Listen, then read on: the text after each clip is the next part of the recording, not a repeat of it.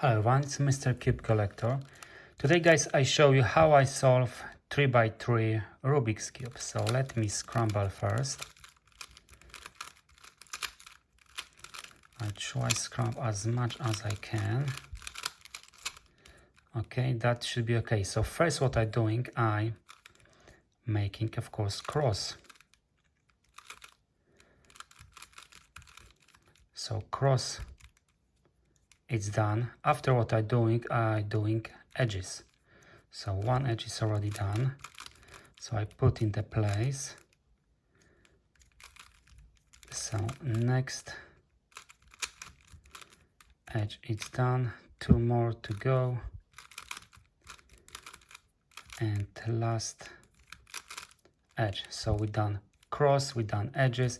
Next step what I'm doing top yellow.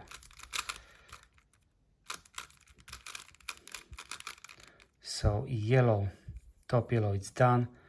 I recognize some algorithm, so that is the last step to finish 3x3 Rubik's Cube. So that's guys how I solve 3x3 Rubik's Cube. If you guys like what I'm doing, please subscribe and see you in the next video. Bye bye.